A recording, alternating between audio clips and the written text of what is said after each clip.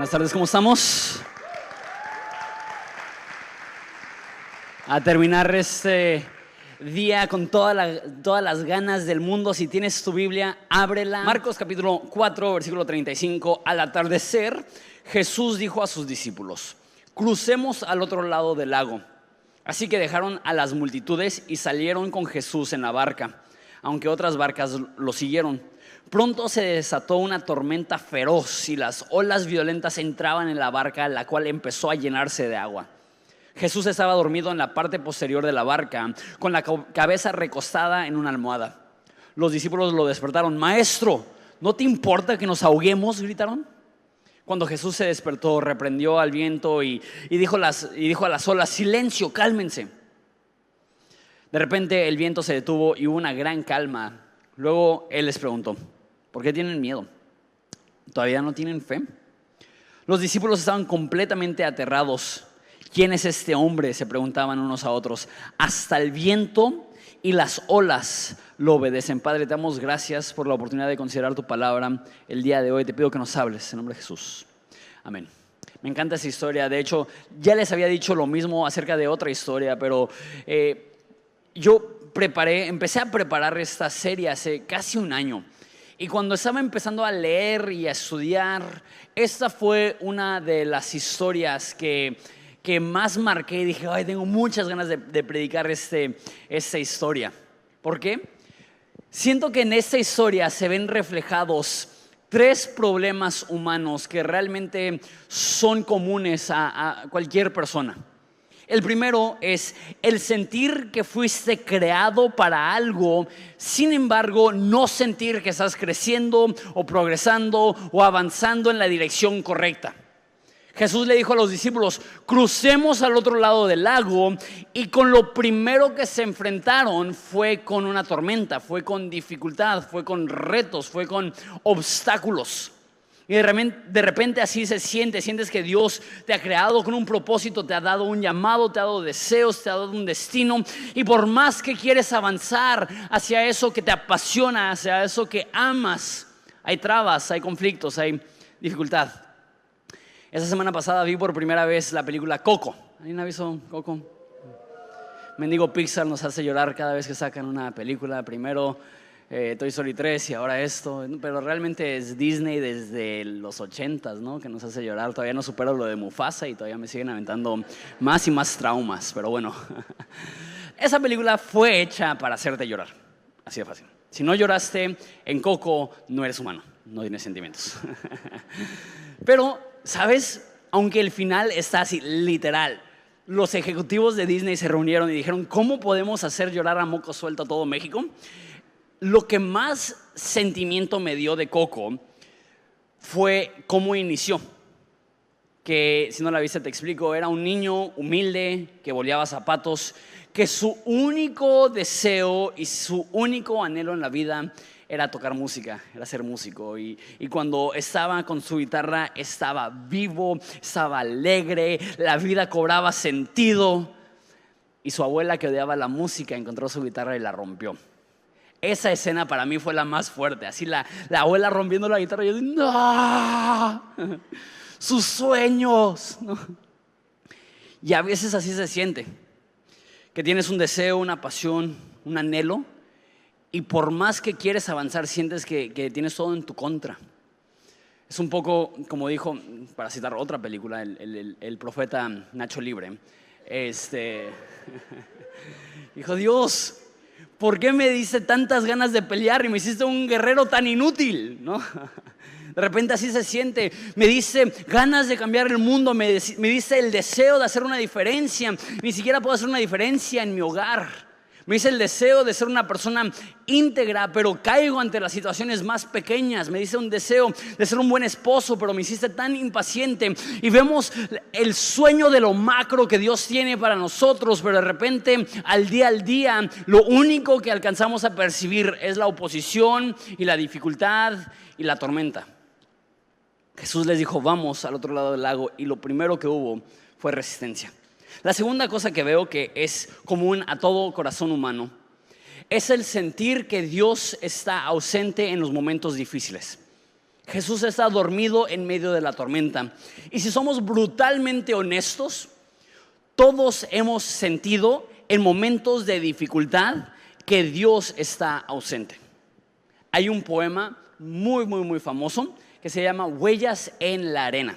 Si no te suena por el título, ahorita que lo describa, estoy seguro que lo vas a ubicar, porque siento que toda abuelita tiene este poema en su refri o bordado en una almohada o algo así, en un cuadro en el baño. De hecho, aquí en Horizonte tuvimos ese cuadro en el baño como 10 años, pero bueno, lo quitamos, gloria a Dios. Esta historia, este poema es de un hombre que está observando su vida y hay dos juegos de huellas en la arena representando su vida, y en los momentos alegres y bonitos las huellas de él y las huellas de Dios, pero en los momentos difíciles solamente ve las huellas de una persona. Y en ese poema él le reclama a Dios y dice: Dios, ¿por qué te fuiste? ¿Por qué no estabas en los momentos más difíciles y más dolorosos y más problemáticos? Y el final del poema es: no te dejé, más bien te estaba cargando, por eso solamente ves las huellas de una persona, no eran las tuyas, eran las mías. Y es un poco cursi, chido, real, cierto, pero un poco trillado. Pero me pone a pensar, ¿cuántas personas se sienten identificadas con eso que hizo que ese poema sea tan famoso? ¿Cuántas personas realmente se sienten identificadas con el sentirse solos espiritualmente hablando en los momentos difíciles? Que cuando más ellos levantan una oración al cielo en momentos de dolor o dificultad, más sienten un silencio divino que les hacen cuestionar si Dios realmente les ama. No te voy a pedir que levantes la mano, pero si tuviera que adivinar, yo diría que el 90 o 95%, si no es más que eso, de nosotros en algún momento u otro, al pasar por una tormenta, sentimos frialdad o ausencia. Y sentimos es la palabra clave, porque Dios nunca es frío, Dios nunca está ausente, pero de repente así nos sentimos. Los discípulos dijeron: ¿qué no te importamos? Y a veces es lo que sentimos. La tercera cosa que veo aquí que es una condición del corazón humano súper común es el temor. Jesús le dice: ¿por qué temen? ¿Por qué no tienen fe? Y el mandamiento más común de la Biblia, más recurrente de la Biblia, es no temas. Porque el problema más común del corazón humano es el temor. Y la Biblia nos recuerda 365 veces no temas, porque todos los días del año necesitamos un recordatorio que Dios tiene el control y no tenemos por qué temer. Pero la realidad es que el temor es una realidad en los corazones de tantas personas, y muchas de las cosas que identificamos en nuestras vidas como cosas negativas realmente se derivan del temor. La ansiedad, el estrés, la preocupación, la falsedad, la hipocresía, todo eso es el resultado del temor, la falsedad y hipocresía, porque quizás estás intentando proyectar algo que no eres por temor a que no te acepten, por temor a que no te amen, por temor a que no te perdonen o lo que sea. Tantas cosas de nuestra vida negativas se derivan de que el ser humano promedio porta un nivel de temor muy grande. Y creo que es un poco, va de la mano con lo que dije al principio: temor al fracaso. Temor a que Dios te ha llamado a algo, pero jamás vas a tener lo necesario para poder lograrlo. Temor a tener un sueño y que se devaste. Temor a entregarle tu corazón a alguien y que te lo rompan. Temor de invertir en un negocio y que fracase. Temor de iniciar una familia y que se rompa. El temor al fracaso es una realidad humana. Creo que la segunda cosa que vimos al principio, el temor a la soledad. Y la soledad física está brutal, está canija. Sentirte solo, sentirte que los más cercanos a ti no te conocen, no están ahí en tus momentos más difíciles, es difícil. Pero la soledad espiritual es mucho más brutal. Y quizá eso es más común en cristianos, pero creo que aún no cristianos sienten que de repente se sienten solos.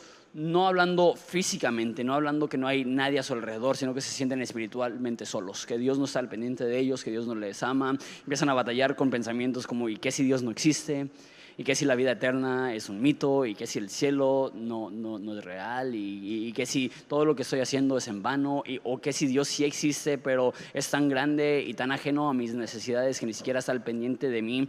Y una vez más, sé que esas palabras normalmente no las escuchas en la iglesia, pero si somos brutalmente honestos, probablemente la mayoría de nosotros hemos pasado por valles de dudas donde realmente cuestionamos si Dios existe, si Dios me ama, si Dios está ahí. Creo que hasta ahorita Todos nos podemos sentir identificados con los discípulos, porque todos en algún momento u otro atravesamos tormentas de la vida. La pregunta es, ¿qué hace Jesús ante las tormentas? Dice el versículo 35. Al atardecer, Jesús dijo a sus discípulos: crucemos al otro lado del lago. Eso es donde es algo que Dios les ha dado una meta. Jesús no dijo, vamos a entrar a un barco. Jesús no dijo, a ver si cruzamos al otro lado. No dijo, vamos a ir al lago. Jesús específicamente les dijo, vamos a cruzar al otro lado del lago. ¿Qué es lo que está diciendo Jesús? No importa que se nos atraviese en el camino, yo les estoy dando la garantía de que vamos a llegar al otro lado. Entonces de repente sientes que Dios te ha llamado a hacer algo y empiezas a obedecer a Dios. ¿Y qué es lo que sucede? Inmediatamente se desata una tormenta. Porque de repente tenemos esa idea que si Dios está bendiciendo algo y si Dios está prosperando algo, significa que se va a dar de manera natural, sin ninguna resistencia. Que si Dios está bendiciendo tu negocio, eso significa que lo vas a empezar y desde el primer día sin ningún problema te va a ir súper bien. Que si Dios va a bendecir tu matrimonio, que desde el primer día no hay conflicto, no hay dificultad, todo chido, todo tranquilo. Que si Dios está bendiciendo alguna otra cosa, la evidencia que Dios está bendiciendo es que es fácil. Pero eso no es cierto. ¿Por qué? Creo que no hay llamado más grande en la historia de la humanidad que el llamado de Jesús de morir por los pecados de la humanidad. Y esa decisión fue acompañada por un dolor, por una tormenta, por una decisión sudando gotas de sangre de obedecer la voluntad de Dios aunque le costara la vida. A lo que estoy llegando es que si hay algo que tiene valor, va a tener un precio. No hay nada que valga la pena que no conlleve un sacrificio enorme. Hudson Taylor, un misionero a China hace 200 años, dijo esto: lo que cuesta poco vale poco y lo que cuesta mucho vale mucho. Y si quieres algo valioso nos va a costar. Si quieres un matrimonio sano te va a costar. Si quieres una vida espiritual sana te va a costar. Si quieres una economía sana te va a costar. Y lo que pasa es que nos agarran con las manos en las bolsas, nos agarra un poco desapercibido a la realidad de que el hecho que haya dificultad no significa que Dios no te haya llamado a hacerlo. Al contrario. Muchas veces el llamado que Dios nos hace va acompañado con un paraguas, para la tormenta, ¿no? Que Dios te llama y desde el primer minuto que te llama, Él entiende que va a haber contratiempos y dificultad y tormentas y obstáculos. Pero Jesús les llama de todos modos. Ahora, yo creo que hay personas aquí maduras que entienden que la vida es un reto. Que hay dificultad en la vida, no importa qué es lo que hagas, es un reto. Y quizá tú dices, no, pues yo no le saco eso. Yo entiendo que haga lo que haga, van a haber retos en mi vida, van a haber dificultades en mi vida. Y quizá hay personas aquí que su temor no es a qué tan difícil se puede poner la vida. Tu temor es sentirte que Dios no está al pendiente de tus necesidades. Sentirte que Dios te está llamando a hacer algo en tus propias fuerzas sin haberte provisto del modo y de la manera para poder hacerlo. Es lo que pasa con los discípulos. Así que, versículo 36, dejaron a las multitudes y salieron con Jesús en la barca, aunque otras barcas los siguieron. Pronto se desató una tormenta feroz y las olas entraban en la barca, la cual empezó a llenarse de agua. Jesús estaba dormido en la parte posterior de la barca, con la cabeza recostada en una almohada, y los discípulos lo despertaron. Maestro, ¿no te importa que nos ahogamos?, gritaron. Imagínate estar en una tormenta, me gusta como lo dice la NTV, feroz. Estar en una tormenta tan violenta que tú, como un pescador de toda la vida, sientes que te vas a morir. Recuerda, en ese entonces, si tú eras un pescador, es porque tus papás eran pescadores y no están en el mar abierto, están en un lago inmenso, se llama el mar de Galilea, que es lo suficientemente grande para llamarse un mar, pero no es como el Pacífico. O sea, ellos tienen toda su vida recorriendo el mismo lago, conocen bien ese lugar. ¿Qué tan terrible necesita ser la tormenta para que personas que tienen toda su vida navegando el mismo lago sienten que se están muriendo? Que el agua se está metiendo al barco, que ya están convencidos, ya, hasta aquí llegamos. Y para acabarla, Jesús está dormido. Y no solamente está dormido, me encanta el detalle que incluye que estaba dormido en su almohada, que fue listo para dormirse. que llevó su almohada, su cobija, su antifaz, sus tapones de orejas, y dijo, ay, nos vemos, me voy a dormir. Y durante toda la tormenta, cuando ellos están sacando a cubetazos el agua, están volteando, y Jesús ahí dormido. ¿Qué nos demuestra eso acerca de Dios? Es curioso. Dios no se estresa. Dios no se preocupa. Dios no se siente abrumado. Y de repente quisiéramos que sí. De repente quisiéramos que Jesús estuviera tan estresado como nosotros. Que al momento de nuestra desesperación, que gritamos al cielo y decimos, Dios, ¿qué vamos a hacer? Que Dios diga, no sé. Así mínimo nos sentimos que está al tanto de nuestra situación. Pero que gritemos al cielo y ¿qué vamos a hacer? Y que escuchemos ronquidos. Eso no nos gusta. Pero el hecho que Jesús está dormido no es señal de indiferencia. Es señal de una mayor visión, de una mayor perspectiva. Es una señal de superioridad, de supremacía. Él duerme no porque está desinteresado en la situación de los discípulos, sino porque Él entiende, si yo dije que vamos a cruzar y no importa qué tormenta se enfrente, no importa qué viento haya, no importa qué dificultad va a haber, si yo dije cruzamos y las circunstancias no cambian esa realidad. Si Jesús no se desespera, no es porque no esté interesado, es porque Él ya escribió el último capítulo, Él ya sabe cómo se desenvuelve la historia. ¿Y por qué estresarse si Él ya sabe cómo se va a resolver? El problema es que Jesús sabe, tú y yo no. Y ay, cómo me quisiera que Dios me regalara un poquito de la serenidad que tenía Jesús en ese momento. Porque a veces yo con la tormenta más mínima ya perdí toda la calma y toda la serenidad y toda la paz que pude haber tenido. No sé si te identificas tú con eso, pero de repente somos tan desesperados, tan preocupones, tan afanosos, tan ansiosos. Y Jesús dormido. Y yo, ay, dame poquito, ¿no? Así necesito aprender a ver la dificultad y ver la tormenta con la misma serenidad que Jesús y saber si Dios me dijo vamos a atravesar, está bien que haya una tormenta, está bien que haya obstáculos, está bien que haya contratiempos, porque a fin de cuentas su palabra es la que cuenta y Él ya nos dijo vamos a ir al otro lado. Aprender a tener un poco de esa paz, un poco de esa serenidad. Ahora los discípulos le dicen, y es para mí también un poco chistoso, más que nada porque conozco mi vida.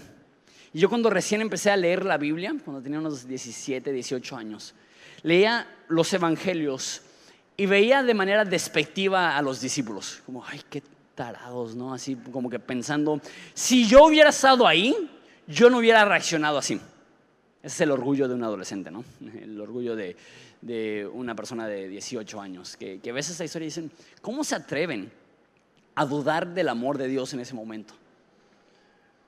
Pero ahora ya casi treintón, que se escucha horrible decir eso, pero ya después de haber atravesado algunas tormentas en mi vida, me doy cuenta que yo hubiera hecho exactamente lo mismo. Yo hubiera estado igual de desesperado. Yo hubiera sido el primero en decir, Dios, ¿que no te importa que nos vamos a ahogar? Porque nunca es lo ideal, pero es una realidad humana que cuando hay tormentas en la vida, la reacción es mirar al cielo y decir, Dios, ¿por qué? Como digo, es humano. ¿Tú crees que los discípulos realmente dudaban que Dios les amaba? No, ellos sabían, más que tú y yo, del amor de Jesús. Ellos conocían a Jesús. No es que realmente dudaban, es que temporalmente su circunstancia tenía más volumen que su convicción. No sé si alguna vez ha pasado eso. En lo más profundo de tu corazón, en lo más profundo de tu ser, tú crees, pero de repente tu circunstancia está gritando tan fuerte que pierdes la calma y gritas al cielo y dices, Dios, ¿dónde estás? Me encanta la honestidad de la Biblia, porque sé que dice el Evangelio según San Marcos, porque Juan Marcos lo escribió, Pero nos dice la historia cristiana que Juan Marcos lo escribió basado en el relato de Pedro. Entonces, cuando leemos el libro de Marcos, realmente deberíamos de tener el filtro de eso es lo que Pedro le contó a Marcos. Y se me hace muy chido de parte de Pedro, que al estar narrando él la historia de la tormenta, no dijo, ¿sabes qué? Hubo una tormenta y fuimos valientes y no pasó nada y teníamos confianza en Dios y salimos adelante y todo bien. Me encanta que tiene la compasión para nosotros de decirnos en el momento más oscuro de la tormenta, le gritamos a Dios, le dijimos, ¿dónde estás? ¿Por qué no me amas? ¿Por qué estás dormido? ¿Por qué? Porque esto le pasa al corazón humano. No es bueno, no es sano, no es lo mejor, pero pasa. Y me encanta que Jesús se levanta y no regaña a sus discípulos. Dicen, ¿quién te crees que eres para cuestionar mi amor? Se levanta y calma la tormenta. Amo esto. Se levanta y no reprende a sus discípulos, reprende a los vientos. Porque quizá estás yendo a Dios en las condiciones equivocadas, lleno de duda, lleno de dolor, lleno de acusaciones. Pero ¿sabes qué? Es mejor llegar a Jesús de la manera equivocada que no ir a Jesús e intentar rascarte con tus propias uñas y pensar que tú puedes salir adelante por tus propias cuentas. Qué bueno que los discípulos no siguieron remando y remando y remando, sino que dejaron sus remos y fueron a Jesús y dijeron, por favor, haz algo. Eso es lo que necesitamos entender. Quizá no entendemos todo, quizá estamos confundidos, quizá estamos dudando de Dios, dudando de su amor, dudando de su propósito, pero que eso no nos impida llegar a Jesús y decirle, Dios, por favor, haz algo. Se levanta en versículo 39. Cuando Jesús se despertó, reprendió al viento y dijo a las olas, silencio, cálmense por favor, por favor. De repente el viento se detuvo y hubo una gran calma. Ahora, tú y yo hemos leído tanto la Biblia que eso se nos hace normal, pero no es nada normal. ¿Alguna vez has visto a alguien gritándole al viento? ¿Qué pasaría si sales de aquí y en la esquina ves a una persona que está caminando y dice, viento, cállate! Lo metes a un manicomio. Eso no es normal. Como digo, de repente hemos leído tanto eso que sí, obviamente Jesús reprende al viento, pero eso es raro. Y si es raro, lo incluye Marcos intencionalmente, porque nos quiere enseñar algo. Esta frase ya lo usó Jesús, palabra por palabra, igualita. En Marcos 1, creo que 45, cuando expulsa el demonio de una persona en la sinagoga. Y le dice que reprende al demonio y le dice, cállate o silencio y sal fuera. Que sal fuera realmente significa déjalo en paz, que es la misma palabra. Cálmate, por favor. Y si recuerdan, esa palabra silencio es una de las palabras más fuertes que existen. Es un insulto, es una grosería. Y se lo dice el demonio, pues porque Jesús le puede decir groserías al demonio. Pero literal, la palabra silencio ahí es pon un vocal en tu boca. El equivalente, de hecho, probable aún más fuerte, pero sería como cállate el hocico. Eso es lo que dijo Jesús. No significa que tú se lo puedes decir a tus hijos, a tu esposa, no. A demonios sí, familiares no. ¿Por qué Jesús está hablando de esta forma a los vientos? A no ser de que quiera disparar nuestra mente a esa historia que ya nos dijo, y que Jesús tiene la misma actitud hacia la dificultad que tiene hacia los demonios, porque eso es lo que creo que está enseñando aquí. Que de repente asumimos que toda dificultad Dios la puso en nuestra vida para enseñarnos paciencia, para darnos más fe. Quizá la dificultad. Pero no cometas el error de creer que Dios es el autor de maldad. No hay nada malo en tu vida, y hablando de malo no de difícil, no de negativo, hablando de malo de una maldad, de una injusticia. No hay nada de ese estilo que Dios ha colocado en tu vida. De repente usamos la palabra soberanía. Dios es soberano y las personas dicen, eso significa que todo lo que sucede es la voluntad de Dios. Eso no es lo que enseña la Biblia. La Biblia dice que la voluntad de Dios es que nadie muera y que todos tengan vida eterna. ¿Eso pasa? No. Que Dios odia la muerte, por eso mandó a su Hijo, para salvarnos de la muerte. Porque de repente escucho a personas que dicen, sí, cuando Dios le dio cáncer, yo digo, ¿sí? ¿Dios le dio cáncer? Sí, Dios se lo llevó, ¿no? Cuando fallece alguien. Dios se lo llevó, y en un sentido quizás sí, pero en el sentido más franco, más honesto, más directo, Dios no es el autor de muerte. La Biblia dice eso, de pasta a pasta. Dios no es el autor de confusión. La Biblia dice eso, de pasta a pasta. Dios no es el autor de enfermedad. La Biblia dice eso, de pasta a pasta. Y Jesús no se levanta y dice: hey, tranquilos, es la voluntad de Dios que haya tormentas. No, Él se levanta y calma los vientos, calma la tormenta, silencia los truenos. ¿Por qué? Porque es la voluntad de Dios abrir un camino de paz en medio de la dificultad.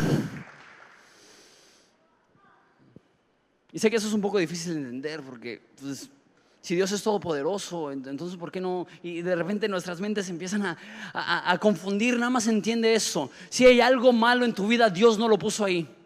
Y saben, Dios no te lo quite. Pablo dice que fue bofeteado por un mensajero de Satanás. No dice que Dios me hizo esto.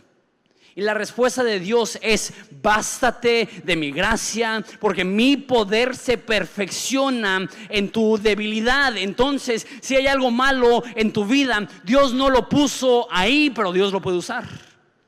Es como José, lo vimos hace unos meses cuando estábamos en Génesis, que vio a sus hermanos y le dijo: lo que ustedes se propusieron para mal, Dios lo usó para bien y la salvación de muchas personas. Dice Pablo que todas las cosas ayudan a bien a aquellos que aman a Dios. ¿Qué significa esto? Todo lo malo de tu vida no fue enviado por Dios, pero no se ha salido del control de Dios, y Dios puede darle vuelta a la situación para que una situación que era originalmente adversa sea una situación de bendición y de claridad y de propósito. Y a fin de cuentas Él se luce y calma la tormenta, y los discípulos dicen: ¿quién es este que aún los vientos y las olas le obedecen? Aprendamos a no echarle la culpa a Dios por las cosas malas de la vida. Al contrario, como los discípulos, a correr a Jesús y decir: Jesús, si tú no me rescatas, no tengo esperanza. Y le dicen: no te importa que nos ahoguemos. Y Él se levanta y reprende las olas, reprende el viento y voltea. Y versículo 40, y con eso termino, se puede ir pasando la banda. Dice en versículo 40: luego Él les preguntó: ¿por qué tienen miedo? ¿Todavía no tienen fe? Que es curioso, porque lo que está diciendo de manera implícita es que en un extremo tenemos miedo y en el otro extremo tenemos fe. Y cuanta más fe ejercemos, más superamos el temor y el miedo. Ahora, creo que en las primeras reuniones no fue súper claro de eso. No significa que si eres una persona de fe que jamás vas a tener miedo. Reitero. Por eso dice la Biblia tanto: no temas, porque es un problema recurrente. Sin embargo, cuanta más fe tienes, menos vas a ser un esclavo del temor, menos vas a ser controlado por el temor, más vas a aprender a superar las situaciones difíciles y adversas de la vida. La fe y la valentía son hermanos gemelos que crecen a la par, y cuanta más fe tienes, más valor tienes. Y más valor del de verdad, ¿no? Porque eso lo leí acerca de un general revolucionario del ejército mexicano. Está chistoso, que dijo, hablando de los enemigos, que si son muchos, huimos. Si son pocos, nos escondemos. Y si no es nadie, adelante mis valientes, que para morir nacimos, ¿no? Que a veces es la valentía que experimentamos. Que siempre y cuando no haya un desconocido, siempre y cuando no haya inseguridad, siempre y cuando no haya tormenta, adelante mis valientes, que para esto nacimos. Pero eso no es valentía. Valentía es decir: Dios nos llamó a cruzar este lago, y se enfrente lo que se enfrente, haya la tormenta que vaya a haber, haya el reto, a la dificultad que vaya a haber. La fe me dice que la palabra de Dios tiene más peso que cualquier circunstancia que estoy atravesando, que su promesa es más fuerte que cualquier ola, que su voz es más fuerte que cualquier trueno. que cualquier dificultad. ¿Cómo vencemos el temor? Con la fe. Dice el versículo 41. Los discípulos estaban completamente aterrados y dicen: ¿quién es este hombre que hasta el viento y las olas lo obedecen? Qué curioso que tienen temor al principio de las olas y al final siguen teniendo miedo, pero no es un miedo malo, es un asombro. Dicen: ¿quién es este que aún los vientos y las olas lo obedecen? ¿Qué nos demuestra esto? Hay dos tipos de temor: temor de Dios, que reconoce su poder, y temor de nuestra circunstancia, que rehúsa a ver la mano de Dios aún en los momentos difíciles. ¿Sabes cómo diferenciar el temor malo del bueno? El temor malo te paraliza, el temor bueno te levanta. El temor malo te cohíbe, el temor bueno te empodera. El temor negativo te hace dudar de la mano de Dios. El temor del bueno te recuerda que la mano de Dios está siempre presente, aunque no escuches su voz, aunque no sientas su presencia. El temor de Dios dice: Dios es tan grande que si aún las olas, aún los vientos, aún los mares lo obedecen, ¿de qué voy a temer? Que guardará en perfecta paz, dice la Biblia, aquellos cuyos corazones están dedicados a Él. ¿Tienes temor?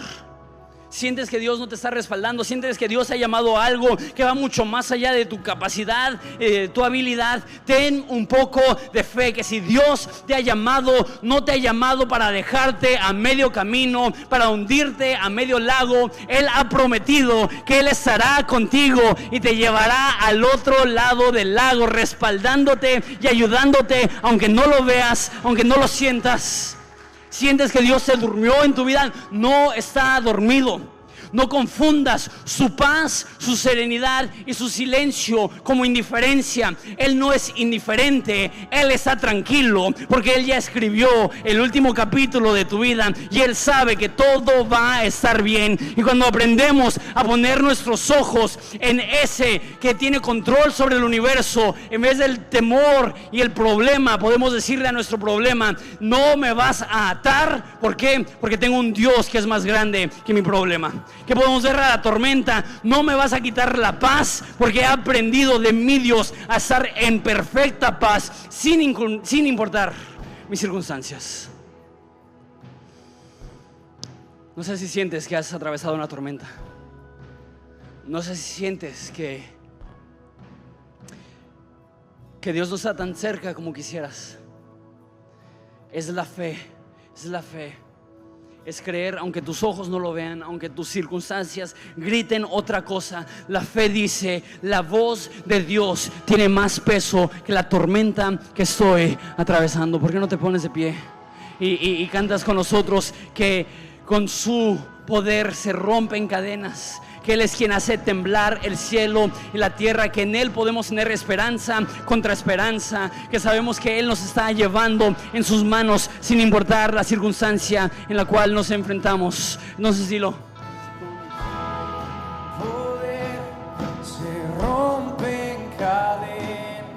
No sé cuánto tiempo tienes en la iglesia o leyendo la Biblia, pero quizá no notaste algo que para los lectores originales de esa historia hubiera sido muy obvio.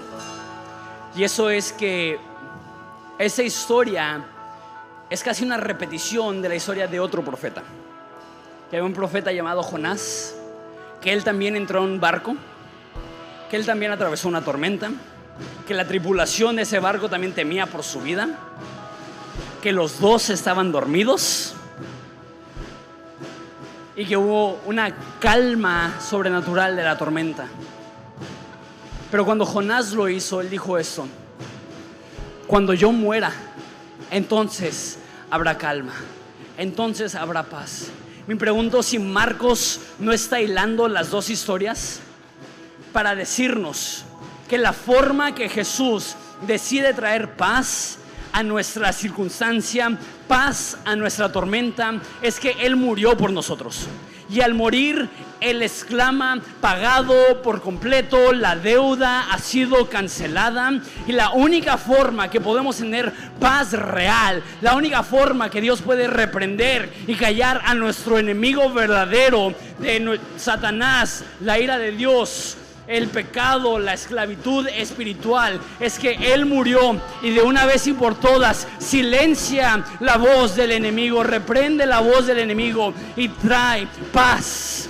La Biblia dice que el precio de nuestra paz fue sobre Él y por sus llagas hemos sido sanados. Y si Dios puede calmar la tormenta de tu vida, es porque Él ya murió por ti para pagar para ti el precio de nuestra paz. Y ahora tú puedes ver cualquier tormenta y decir: yo sé que la atravesaré porque tengo un Dios que ya pasó la peor tormenta, ya pasó el peor desánimo, ya pasó el peor momento y Él sobrevivió y sé que Él me llevará. Entonces vamos a decirlo otra vez, que su poder es lo que rompe cadenas, que su poder es lo que abre el cielo y la tierra.